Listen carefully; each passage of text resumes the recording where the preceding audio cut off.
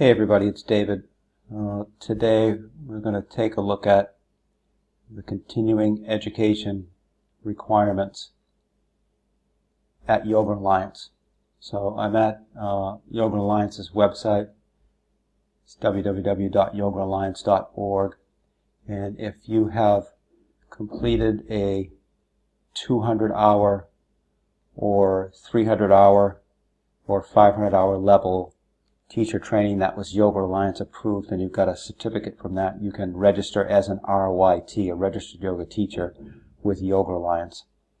And that RYT designation is something that Yoga Alliance offers to yoga teachers who have completed an approved training. You can't use the designation RYT unless you are registered with Yoga Alliance and you pay them their yearly fee. So back in 2004, when I graduated from my first 200-hour training, I registered with Yoga Alliance. I created an account, and I can log into that account now here. I'll just log in, and we'll go over here and take a look at the teacher dashboard. I'm not sure if it comes here automatically, but here we are. So you can see here, it's got my account information, the designations. I'm an ERYT 500, and also I'm a YACEP, which is a Yoga Alliance Continuing Education Provider. My renewal date is July 31st, 2018, so they're kind of reminding me that I should renew it now so I don't forget the date I joined and my Yoga Alliance ID number. So when you go over here to continuing education, here are the guidelines for the CEUs that you'll need for Yoga Alliance. Every 3 years, an RYT must complete and log 45 hours of teaching and 30 hours of related training. So learn more. So we click on that, go to this website, and here are the requirements: 45 hours of teaching and 30 hours of yoga related training.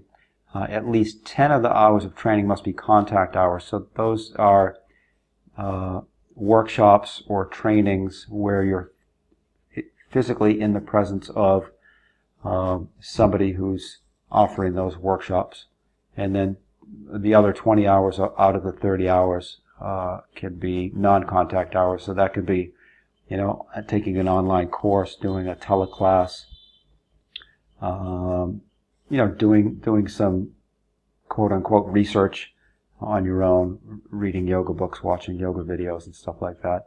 So the important thing is that the 10 hours of training, the contact hours, and if you spread that out over the 3 years, that's about 3 or 4 hours a year, right? So it's not a lot. And then the teaching up here, 45 hours of teaching, if you divide that up into 3 years, that's about 15 hours of teaching per year. So when we go down here, we can look and see what is a continuing education contact hour, what is a continuing education non-contact hour, who may offer continuing education, and how do I log the hours. So I'm going to show you how to do that here. I'm going to go back to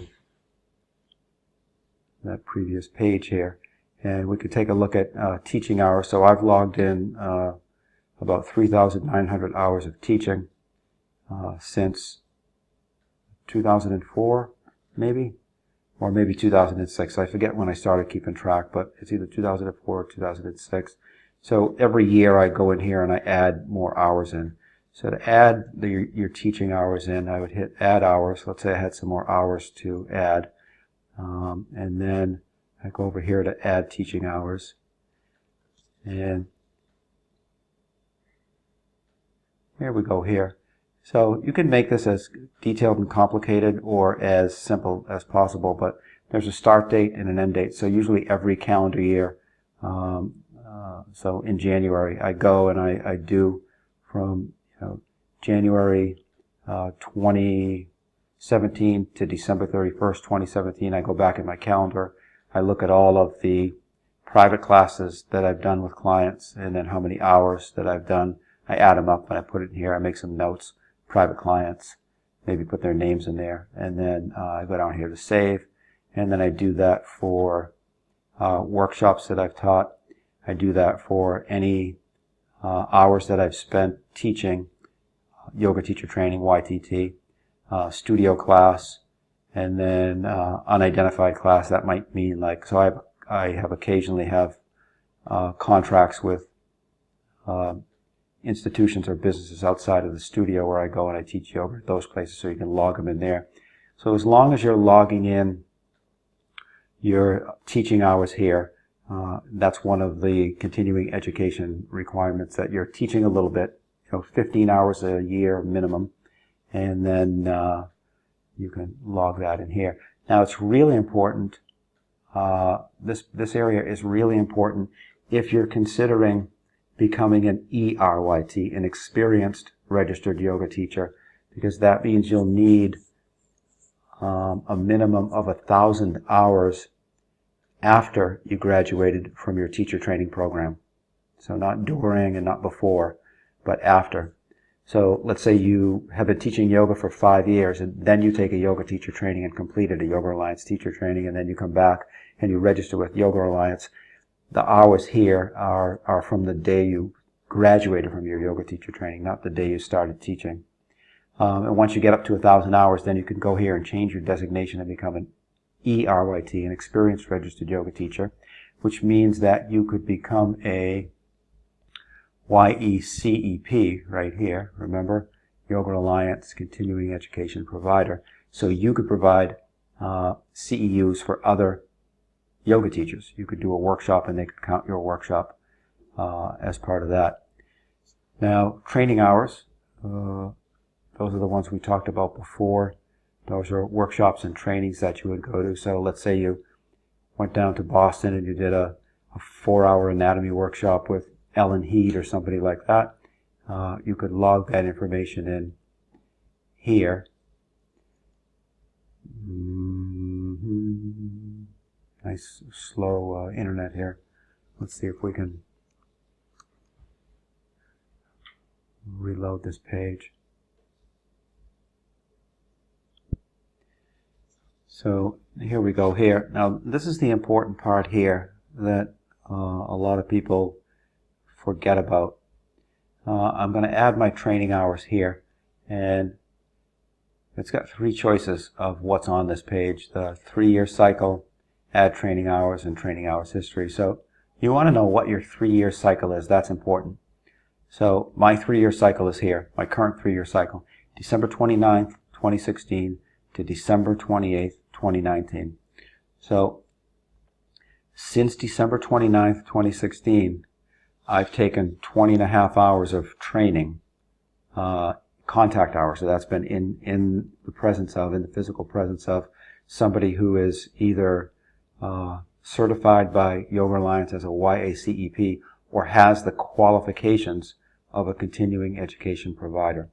So I need to do 9.5 more hours before December 28th of next year. So I've got plenty of time to do that. But you want to make sure that you keep an eye on this, because it can kind of sneak up on you if you forget about it. And if you're teaching all the time, that's great. You won't have a problem with the 45 hours of teaching over the 3-year period. But taking those CEUs, you want to have those required hours of the contact hours. Actually, here it is. I have 20.5 contact hours out of only 10 needed. So the rest of my CEU stuff I can do as non-contact hours. So I'll probably take an online class or something like that. Now, when you go down here, when you're going to add your training hours were in person with a YACEP. So if the person running your workshop is registered with Yoga Alliance and they're an experienced registered yoga teacher and they've got these 5 letters after their name, that's the easiest way to do it. Second easiest way is in person with someone who is not a YACEP or in person. So if you click here, this brings you to the qualifications. So the person needs to be one of these. They need to be an RYT or a YACP or someone with both education and experience related to one of the Yoga Alliance educational categories. So a relative degree, certification, or substantial education in an area of expertise related to one of the YA educational categories, and experience has at least 500 hours teaching experience, or the equivalent of 2 years professional experience in that area. So that's up to you to decide. But again, part of the ethical considerations of being a yogi is being honest. So make sure you're honest about that. If you just went to a class or something like that, probably doesn't count. But if you took a workshop and the person has this level of qualifications, they've got 500 hours teaching, they've got some degrees and certifications, and you should be all set with that. So when you get to here, you're going to enter some contact hours, and then does your provider meet the qualifications above? I'm going to say yes, and then you write the person's name in there, and then you assert that your continuing education provider meets those above requirements. And then you put the date. So if you went to a workshop on October 10th, you put October 10th, October 10th. You write about the workshop, and then it falls under one of these categories. So if I went to an anatomy workshop on October 10th and it was 4 hours, I put 4 hours. I go down there, I click, I assert that the information is true and accurate, and I hit save, and then I've got those hours. Right? So to review quickly, there's a 3-year cycle. You want to know what your 3-year cycle is for your CEUs, and then there's teaching hours and training hours. You'll want to log your teaching and training hours every year. You don't have to log in every month and put all that stuff in, but every year it's pretty easy. So that's it for today. Hope you liked the video. If you have any questions, email me, david@sharingyoga.com, and I'd be happy to help you with it. Namaste.